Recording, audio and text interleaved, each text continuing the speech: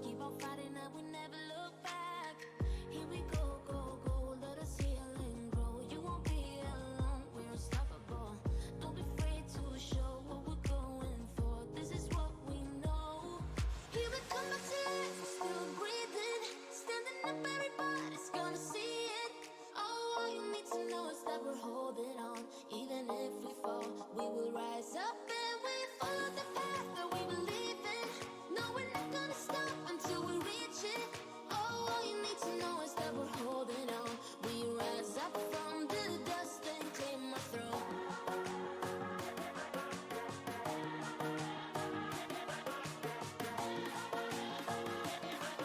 We rise up from the dust and claim our throne.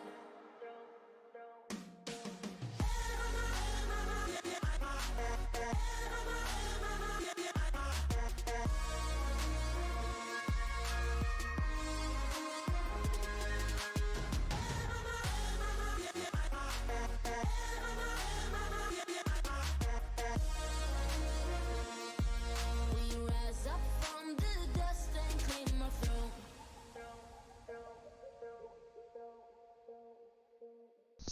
Okay, good evening, everybody. It is time for another reading from this book. We are well into Trust Me, I'm Lying Confessions of a Media Manipulator. We're on chapter 9, so I'll read 9 and 10 tonight. Um, but yeah, let's get into it. Okay, good. My audio is good this time. I messed up last time. I didn't notice that the audio was not working and read like half a page before I realized it. So, all right, let's jump into it here. I'm going to settle back in, kick my feet up, and get into it. So, chapter 9, these all start with some kind of a quote. So, I'll read that here. But this is chapter 9, tactic number 6, make it all about the headline. And then the quote is, a Huffington Post story headlined Obama rejects Rush Limbaugh golf match. Rush can play with himself. It's digital nirvana, two highly searched proper nouns followed by a smutty entendre. A headline that both the red and the blue may be compelled to click, and the readers of the site can have a laugh while the headline delivers great visibility out on the web. That is by David Carr of the New York Times.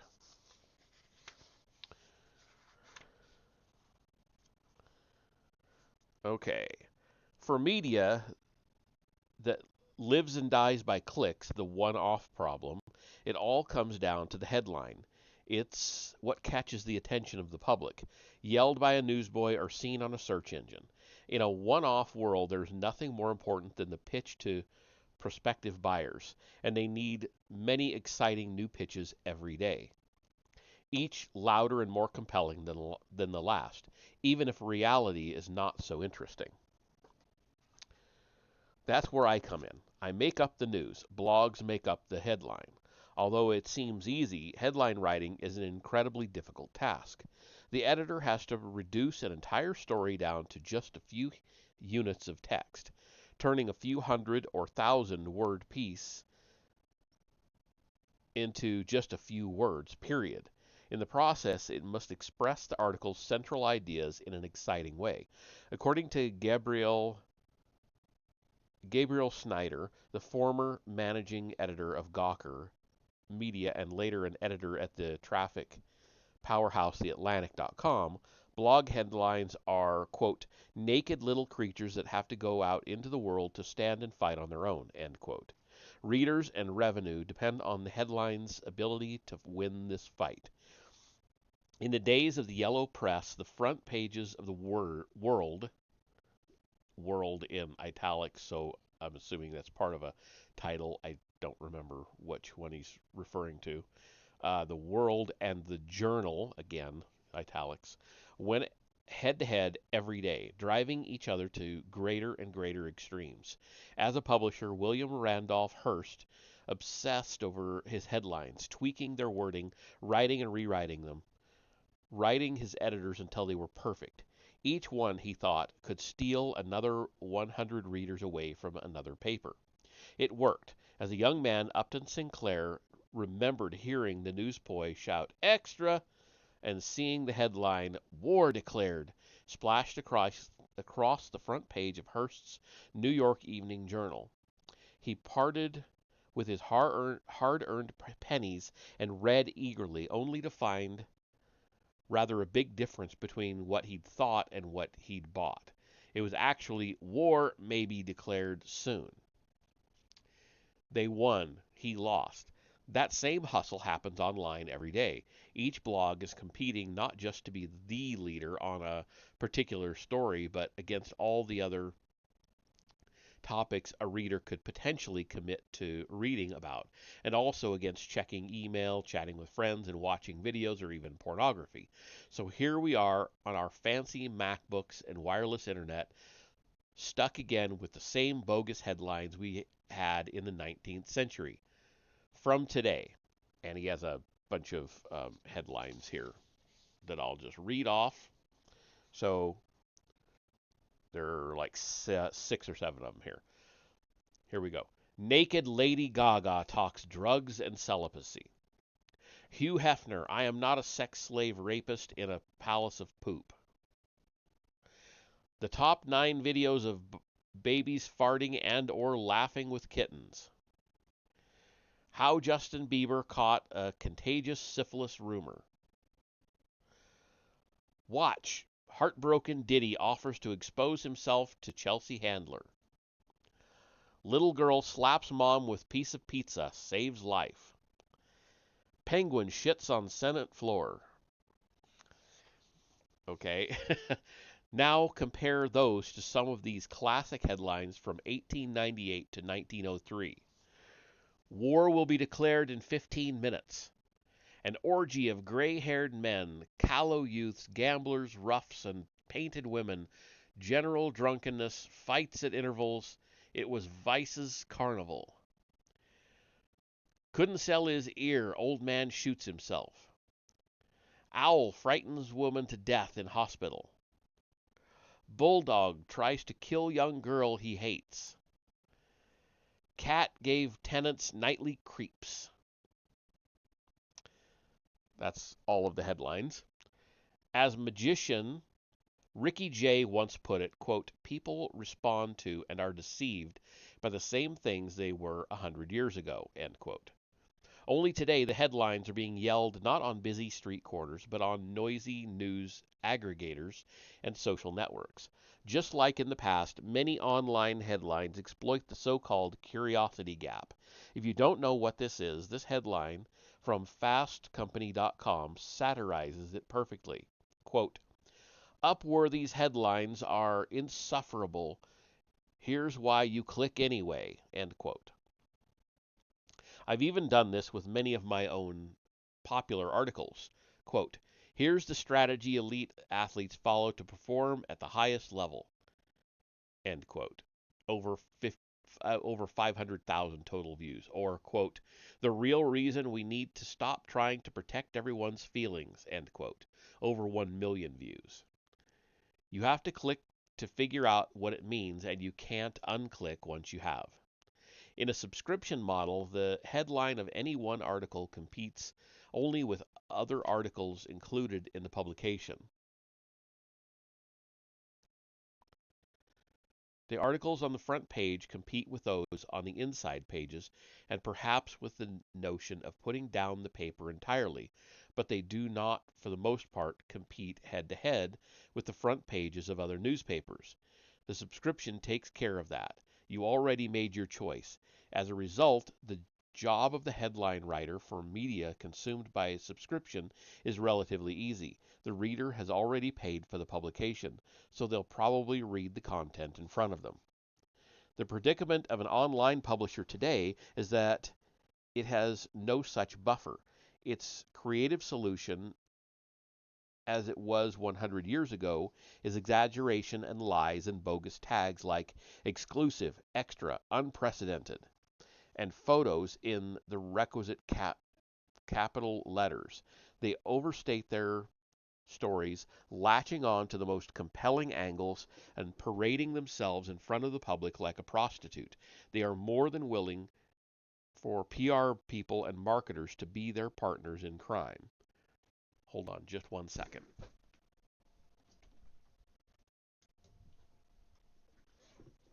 Okay. Pick me, pick me. In 1971, the New York Times, a subscription paper, had a big story on their hands. A disillusioned government analyst named Daniel Ellsberg leaked thousands of documents, now known as the Pentagon Papers, proving that the United States had systematically deceived the public and the world to go to war with Vietnam. Could a one-off paper have gotten away with this headline? Uh, quote, Vietnam Archive, a consensus to bomb developed before the 1964 election study says, end quote. Because that's what the New York Times ran, still successfully reaching everyone in the country with the big news. They could afford to be reasoned, calm, and circumspect while still aggressively pursuing the story, despite the shameful efforts of the U.S. government to block its publication. The truth and significance of the Pentagon Papers were enough.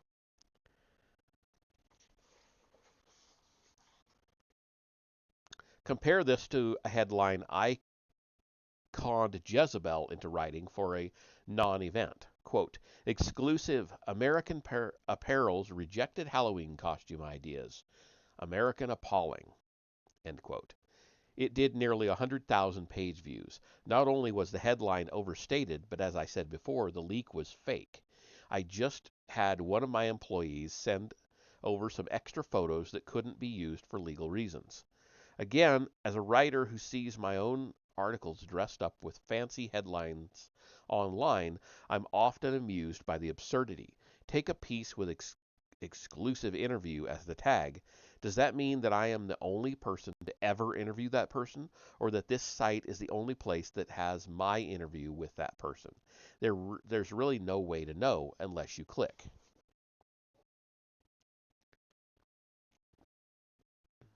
Outside of the subscription model, headlines are intended not to represent the contents of articles, but to sell them, to win the fight for attention against an infinite number of other blogs or papers. They must so captivate the customer that they click or plunk down the money to buy them. Each headline competes with every other headline. On a blog, every page is the front page. It's no wonder that the headlines of the yellow press and the headlines of blogs run to such extremes. It is a desperate fight, life or death. And what are the consequences? You're not a subscriber. You can't take your click back. They've already sold it on a real-time advertising exchange. They've already been paid for it. And remember, if you share the article in exasperation or even sheer disgust to a friend to show them how bad it is, you're actually helping the outlet. The columnist and media critic Walter Lippmann once observed, quote, the reader expects the fountain of truth to bubble, but he enters into no contract, legal or moral, involving any risk or cost or trouble to himself. He will pay a nominal price when it suits him, will stop paying whenever it suits him, will turn to another paper when that suits him. End quote. And he said that when a lot more people still did pay for newspapers, and they cost literally 3 cents. He concluded by saying that the, quote, newspaper editor has to be reelected every day, end quote. That's a lot of pressure on the shoulders of an editor or writer, but imagine the pressure today when every single article published, hundreds of them a day across a single publication, is fighting for reelection. It's going to get very noisy, and there's going to be a lot of mudslinging and lying. It's the dirtiest politics there is. For the most part, newspapers from the stable period not only had plainly stated headlines, but also had a tradition of witty headlines. Readers had time to get subtle jokes. There could be puns and allusions. There could be intelligent references. They could be understated. Things are a little different now. As they say, Google doesn't laugh or think. Google sends literally billions of clicks a month to publishers through Google News and another 3 billion clicks through its search and other services. Follow a story through Google News and you'll see. The service begins by displaying 20 or so main news stories from which a reader may choose. I may read one article or I may read 5, but I likely will not read all. So each one vies for my attention, screaming in not so many words, pick me, pick me, pick me. Google News displays the story from a handful of outlets under each of those bold headlines. If the main headline is from CNN, the smaller headlines underneath may be from Fox News or the Washington Post or Wikipedia or Talking Points Memo. Each outlet's headline screams, pick me, and Google alludes to the rest of the iceberg lurking beneath under these chosen few, um, all 522 news articles, quote unquote. How does one stand out against 500 other articles? Its scream of, no, pick me, must be the loudest and most extreme. For millennials, Facebook is the single biggest news source. Not really anymore, but when he wrote this. They're not going to CNN.com or turning on the evening news to be informed. They're using Facebook as a filter, as a discovery tool for that news. A 2016 Pew report found that 62% of adults get some of their news from Facebook and 18% get it regularly from Facebook. As with Google News, it's Facebook's algorithm that creates the competition between headlines. But in this case, news is trying to be heard not just over other news, but also over memes, family photos, and personal news.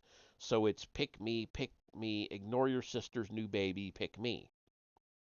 Another, I'm sorry, Andrew Malcolm, creator of the Los Angeles Times, massive top of the ticket political blog, which did 33 million readers in 2 years, specifically asks himself before writing a headline, quote, how can we make our item stick out from all the other ones, end quote.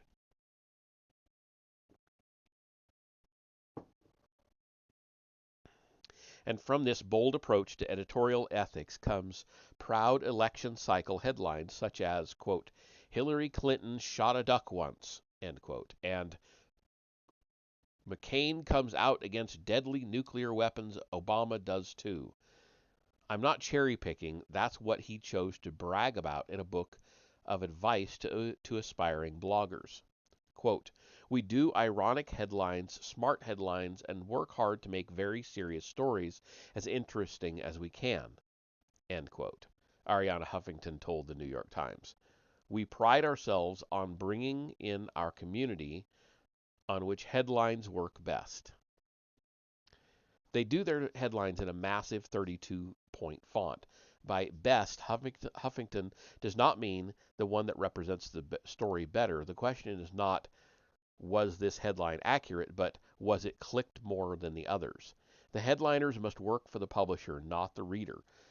Yahoo's homepage, for example, tests more than 45,000 unique combinations of story headlines and photos every 5 minutes. They too pride themselves on how they display the best 4 main stories they can, but I don't think their complicated 4 years in the making algorithm shares any human's definition of that word. Spelling it out for them. It should be clear what types of headlines blogs are interested in.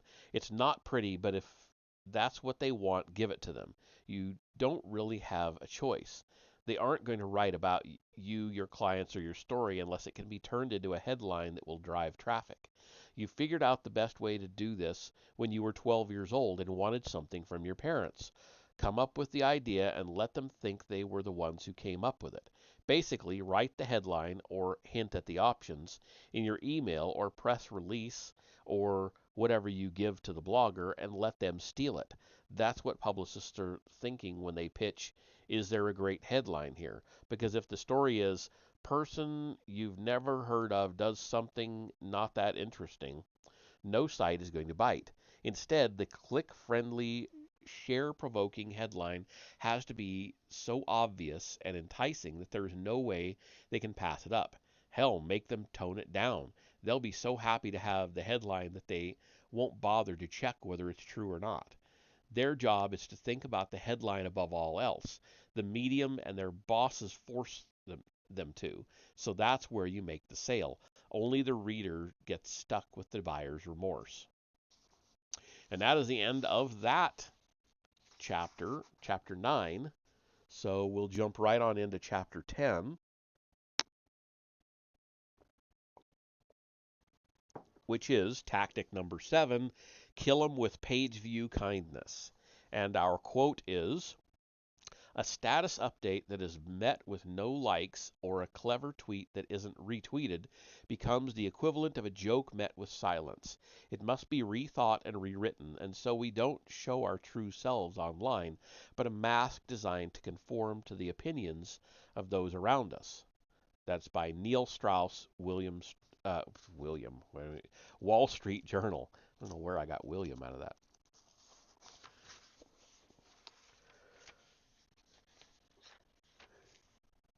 Okay.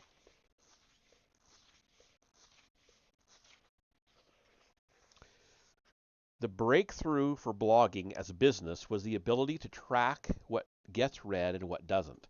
From Gizmodo to The Guardian, sites of all sizes are open about their dependence on page view statistics for editorial decisions. Editors and analysts know what spreads, what draws traffic, and what doesn't, and they direct their employees accordingly. The Wall Street Journal uses traffic data to decide which articles will be displayed on its homepage and for how long. Low tracking articles are removed, heat seeking articles get moved up. A self proclaimed web first paper like the Christian Science Monitor scours Google Trends for story ideas that help the paper ride the Google wave, quote unquote. Places like Yahoo and Demand Media, now Leaf Group, commission their stories in real time based on search data. Other sites take topics trending on Twitter, TechMeme, and newswhip.com and scurry to get a post up in order to be included in the list of articles for a particular event. Even tiny one-person blogs eagerly check their stat counters for the first sign of a spike. Bloggers publish constantly in order to hit their page view goals or quotas, so when you can give them something that gets them even one view closer to that goal, you're serving their interests while serving yours. To ignore these numbers in an era of page view journalism is business suicide for bloggers and media manipulators, and anything that pervasive presents opportunities for abuse. I see it like this: the the quote top 10 most read or top 10 most popular uh, end quote section that now exists on most large websites is a compass for the editors and publishers, but it's hardly some foolproof, reliable indicator of what's working and what's not working. Marketers know it's not only possible, but easy to mess with the magnet inside the compass and watch as its owner goes wildly off track. A friend of mine at a big marketing agency would often run what he called the leaderboard strategy.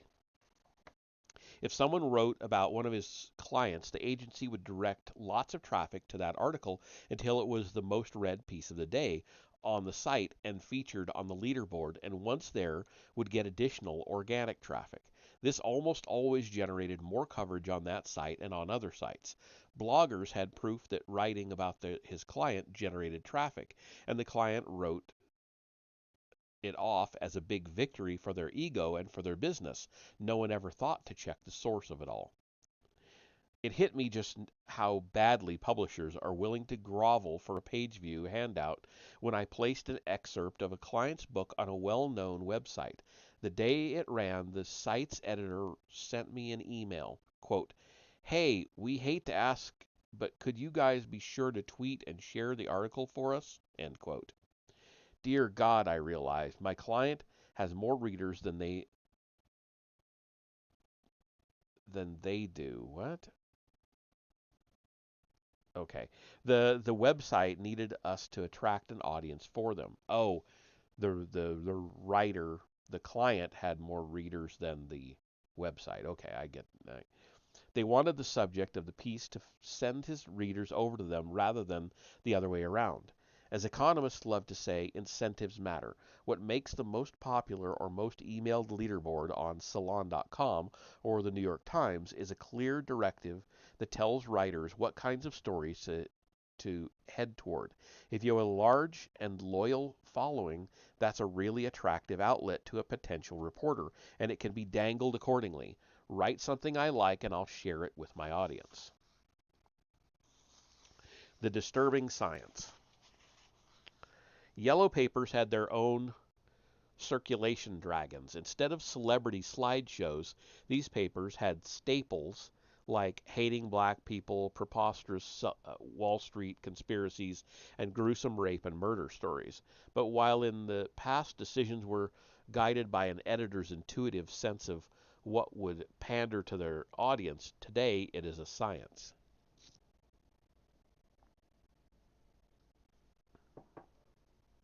Sites employ full-time data analysts to ensure that the absolute worst is brought out in the audience.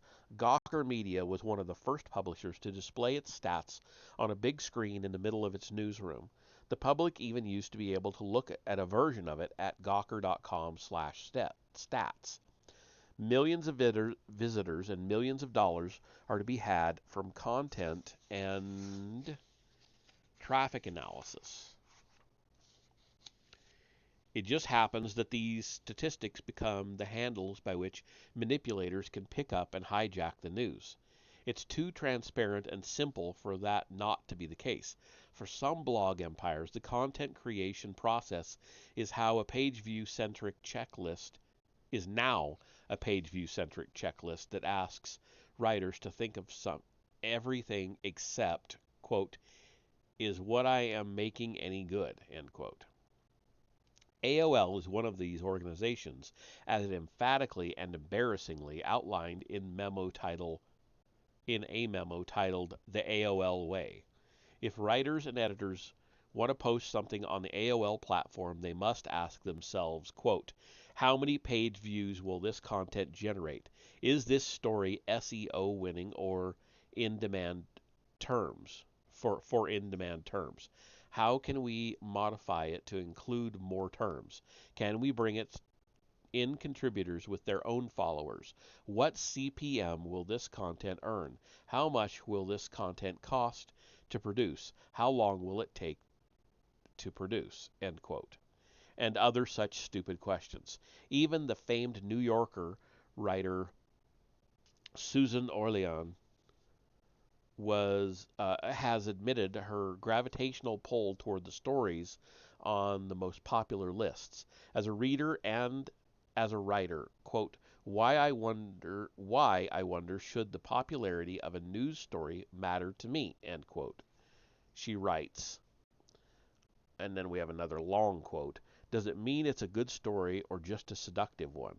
Isn't my purpose on this earth, at least professionally, precisely to read the most unpopular stories? Shouldn't I ignore this list? Shouldn't I roam through the news unconcerned and maybe even uninformed of how many other people read this same news and voted for it?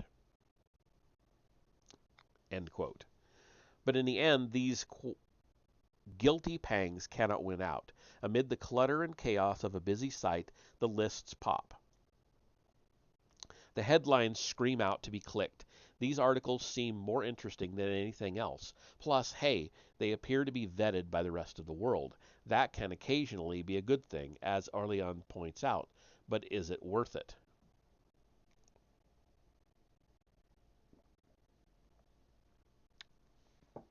Quote, sometimes they contain a nice surprise, a story I might not have noticed otherwise. Sometimes they simply confirm the obvious, the story you know is in the air and on everybody's mind. Never do they include a story that is quiet and ordinary but wonderful to read. End quote. That great insight is often buried in material that seems quiet and or ordinary, does not matter to blogging. And ordinary does not. Okay. That wouldn't get clicks. I'm fond of a line by Nicolas Chamfort, a French writer who believed that popular public opinion was the absolute worst kind of opinion. Quote, one can be certain, he said, that every generally held idea, every received notion will be idiocy because it has been able to appeal to the majority. End quote. To a marketer, it's just as well because idiocy is easier to create than anything else. Their metrics, your advantage. What gets measured gets managed, and or so the saying goes. So what do publishers measure?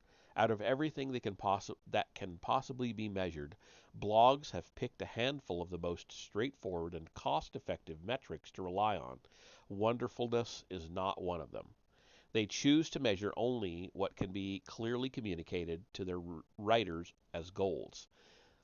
Like officers in Vietnam ordered to report body counts back to Washington as indicators of success or failure, these ill-conceived metrics, based on simplicity more than anything else, make bloggers do awful things.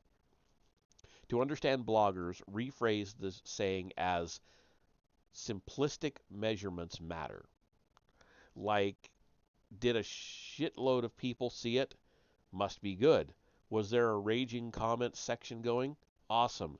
Did the story get picked up on Media Redefined? It made the Drudge Report? Yes. In practice, this is all blogs really have time to look for, and it's easy to give it to them. I exploit these pseudo metrics all the time. If other blogs have covered something, competitors rush to copy them because they assume there is traffic in it. As a result, getting coverage on one site can simply be a matter of sending those links to an unoriginal blogger. That those links were scored under false pretenses hardly matters. How could anyone tell? Showing that a story you want written is connected to a popular or search a popular or search engine friendly topic, preferably one the site already has posts about, does the same thing. However tenuous the connection, it satisfies the page view impulse and gives the blogger an excuse to send readers to their stories. You've done something that gets them paid.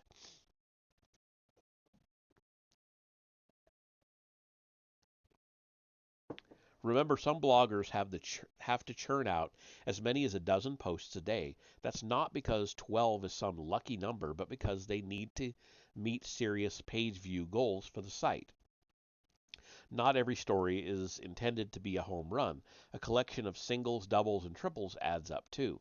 Page view journalism is about scale. Sites have to publish multiple stories every few minutes to make a profit, and why wouldn't your story be one of them? Or why shouldn't your story be one of them? Per the leaderboard strategy I mentioned earlier, one of the best ways to turn yourself into a favorite and regular subject is to make it clear your story is a reliable traffic draw. If you're a brand, then post the story to your company Twitter and Facebook accounts and get it on your website. This inflates the stats in your favor and encourages more coverage down the road. There are also services that allow you to buy traffic, sending thousands of visitors to a specific page at the penny per click rates of StumbleUpon, or even cheaper traffic from places like um, Fiverr.com. A few $100 can mean thousands of page views. Illusory confirmation to the media that you are newsworthy. The stat counters on these sites makes no distinction between fake and real views, nor does anyone care enough to dig deep into the sources of traffic. The lure of the indirect bribe is all that matters. But be careful, this beast can bite you back if it feels like it. Once sites see there is traffic in something, they do not stop, often falling to new lows in the process. Companies enjoy the spotlight at first until the good news runs out and the blog begins to rely on increasingly spurious sources to keep the high traffic topic on their pages. What begins as positive press often ends in the fabrication of scandals or utter bullshit. As Brandon Mendelson writes for Forbes, the lure of page views takes blogs to places they otherwise never should have gone. Quote, a couple of years ago, I quit blogging for Mashable after they had posted the suicide note to the guy who flew a helicopter into a government building in Texas. Pete's, the publisher's, response to me quitting over the article note was pretty much other blogs were doing it. He never explained why a web/tech/social media guide would post a crazy person's suicide note. Who wants to say, I did it for the page views out loud? End quote. The answer to that question is almost every blogger. Why do you think the Huffington Post once ran a front page story about what time the Super Bowl would start? The query was a popular one on the game day, and the Post generated incredible amounts of traffic. It may have been a pointless story for a political and news blog like the Huffington Post to write, but the algorithm justified it, along with the rest of their The World is Round stories and well-timed celebrity slideshows. This content is attractive to blogs because the traffic it does is both measurable and predictable. Like a fish lure, it is not difficult to mimic the appearance of these kinds of stories or for unthinking writers to fall for it. They are looking to eat. They know what keywords are lucrative, what topics get links, and what types of writing gets comments. And they'll bite without asking themselves whether the versions of events you've presented is just a barbed trick. Nick Denton would tell me recently that he dislikes the criticism of page views. Quote, saying page views are wicked is like saying calories are wicked. End quote. He said, there is some truth to that, but don't most people agree that this is a real problem? In a world where obesity is a major health crisis, with the way that companies manipulate the public to consume more and more calories, it would be alarming to know that McDonald's judged its managers based on how many calories they were able to shove down the gullet of their customers, or to hear the CEO brag about how they squeezed an extra 200 calories into a Big Mac at little to no cost to the company. Well, that is precisely the kind of thinking that publishers do today. The exact same publishers who would jump to criticize similar corruptive metrics if used by other metrics. They don't like thinking that their business is as exploitative as any other, but that doesn't make it less true.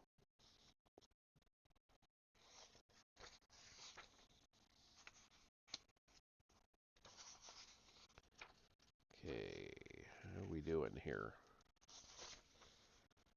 Okay. Can't stand the silence. Quote, I posted something, but nobody responded. What does it mean? End quote.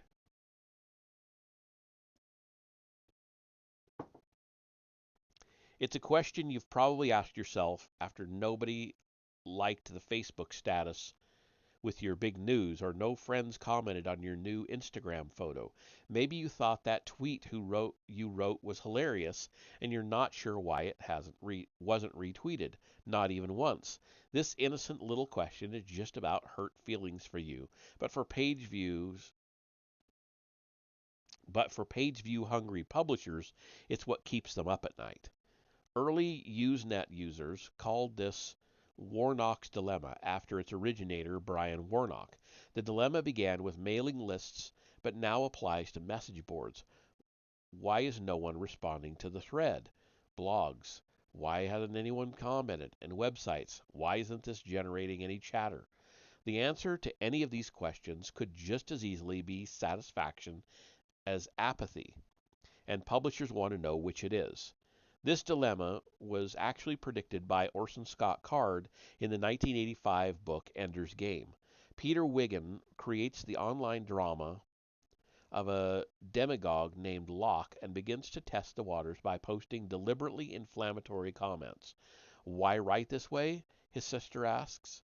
Peter replies, quote, we can't hear how our style of writing is working unless we get responses, and if we're bland, no one will answer, end quote. Card understood that it is incredibly difficult to interpret silence in a constructive way. Warnock's dilemma, for its part, poses several interpretations. And we have a numbered list. 1. The post is correct, well written information that needs no follow up commentary. There's nothing more to say except, yeah, what he said. 2. The post is complete and utter nonsense and no one wants to waste the energy or bandwidth to even point this out. 3. No one read the post for whatever reason. 4. No one understood the post, but no one will ask for clarification for whatever reason. And 5. No one cares about the post for whatever reason. If you're a publisher, this checklist causes more headaches than it cures. It's all bad. Possibility number 1 is unprofitable. We know that practical utility doesn't spread, and posts that don't generate follow up commentary are dead in the link economy. Possibility number 2 is embarrassing and damaging to the brand. Possibility number 3 is bad for obvious reasons. Possibility number 4 means the post was probably too ambitious, too academic, or too certain for anyone to risk questions. Possibility number 5 means somebody chose the wrong topic. Whatever the cause, the silence will all means the same thing. No comments, no links, no traffic, no money. It lands the publisher firmly in a territory labeled utterly unprofitable. Jonah Peretti, for his part, has his bloggers at BuzzFeed track their failures closely. If news doesn't go viral or get feedback, then the news needs to be changed. If news does go viral, it means the story was a success, whether or not it was accurate, in good taste, or done well. That is where the opportunity lies. Blogs are so afraid of silence that the flimsiest of evidence can confirm they're on the right track. You can provide this by leaving fake comments to articles about you or your company from blocked IP addresses, good and bad, to make it clear that there is a hot debate. Send fake emails to the reporter, positive and negative. This rare kind of feedback cements the impression that you or your company make for high valence material, and the blog should be covering you. Like Peter Wiggin, publishers don't care what they say as long as it isn't bland or ignored. But by avoiding the bad kind of silence prompted by poor content, they avoid the good kind that results from the type of writing that makes people think but not say, yeah, what he said. I'm glad I read that article. Professional bloggers understand this dilemma far better than the casual or amateur ones. According to an analysis done by Nate Silver of unpaid versus paid articles on the Huffington Post, over a 3-day period, 143 political posts by amateurs received 6,084 comments, or an average of just 43 comments per article, meaning that many got zero. Over that same period, the Huffington Post published 161 paid political articles bought from other sites, written by staff writers or other copyrighted content, that accumulated more than 133,000 comments combined. That amounts to more than 800 per article, or 20 times what the unpaid bloggers were able to accomplish. According to the Huffington Post's page view strategy, the paid articles are indisputably better because they generate more comments and traffic, like a 2009 article about the Iranian protests that got 92,281 comments. In a sane system, a political article that generated thousands of comments would be an indicator that something went wrong. It means the conversation descended into an unproductive debate about abortion or immigration, or devolved into mere complaining. But in the broken world of the web, it is the mark of a professional. A blog like the Huffington Post is not going to pay for something that is met with silence, even the good kind. They're certainly not going to promote it or display it on the front page, since it would reduce the opportunity to generate page views. The Huffington Post does not wish to be the definitive account of a story or inform people, since the reaction to that is simple satisfaction. Blogs deliberately do not want to help. You're basically asking for favors if you try to get blogs to cover something that isn't going to drive page views and isn't going to garner clear responses. Blogs are not in the business of doing favors, even if all you're asking is for them to print the truth. Trust me, I have tried. I have shown them factories of workers whose jobs are at risk because of inaccurate online coverage. I have begged them to be fair for these poor people's sake. If that didn't make a difference, nothing will. Breaking the news. I don't know if blogs enjoy being tricked. All I know is that they don't care enough to put a stop to it. The response to sketchy anonymous tips, in my experience, is thanks a lot more than prove you're legit. Nobody is fooling anyone. That's not the game, because sites don't have any interest in what they post as long as it delivers page views. Samuel Axon, formerly an editor at Mashable and Engadget, complained that the rules by which blogs get traffic, high impressions, and strong ad revenues betray journalists and the people who need them at every turn. This is only partially true. They betray the ethical journalists and earnest readers. As far as bloggers and publishers looking to get rich or manipulators eager to influence the news are concerned, the system is just fine. Excuse me. Excuse me again. Page view journalism puffs blogs up and fattens them on a steady diet of guaranteed traffic pullers of a mediocre variety that require little effort to produce. It pulls writers and publishers to the extremes, and only to the extremes, the shocking and the already known. Practicing page view journalism means that a publisher never has to worry about seeing 0 comments at the bottom of a post. With tight deadlines and tight margins, any understanding of the audience is helpful guidance. For marketers, this is refreshingly predictable. It just happens that this metric-driven understanding breaks the news. The cynicism is self-fulfilling and self-defeating, as the quip famously attributed to Henry Ford points out.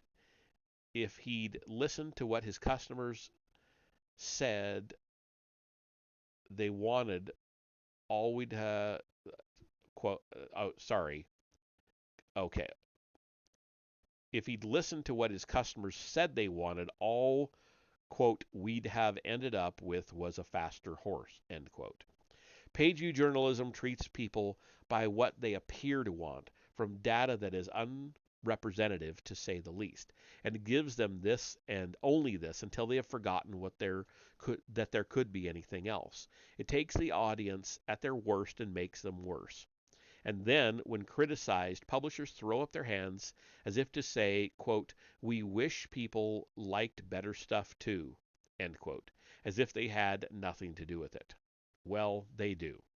And that is the end of the 10th chapter or article or whatever you want to call it. So that'll be that for tonight. I'll read 11 and 12 on Friday.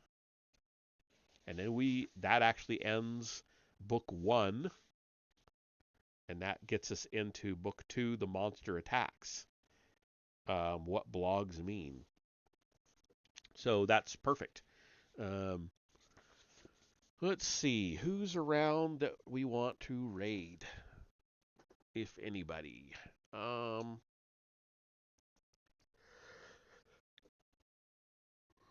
Vesper's on. Let me see how long he's been on. Sometimes I get there and he's been on for hours and hours and he's getting ready to leave. Same thing with Blitzer. Okay, he's only been on for 40 minutes. So let's go on over to Vesper. I'll take us over there. Give him a couple minutes of your time, if you would please, and I will see you there in just a minute.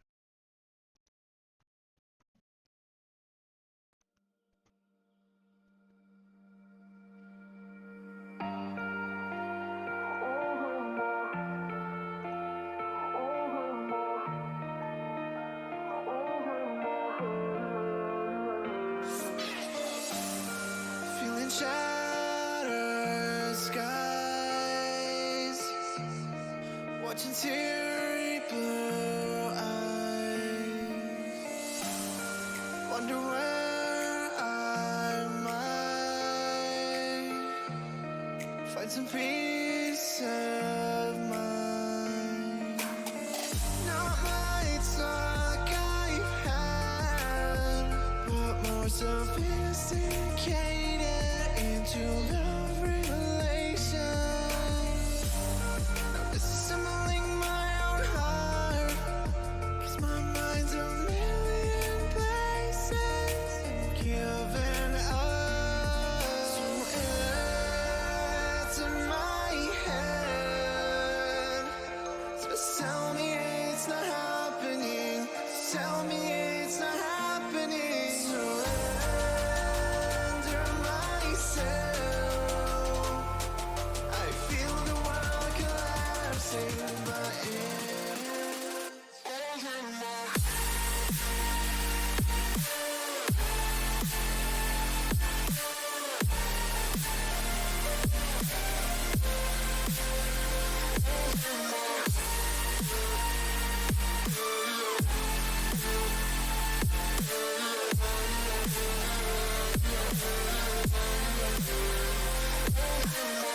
Not much luck I've had, but more sophisticated into love relations.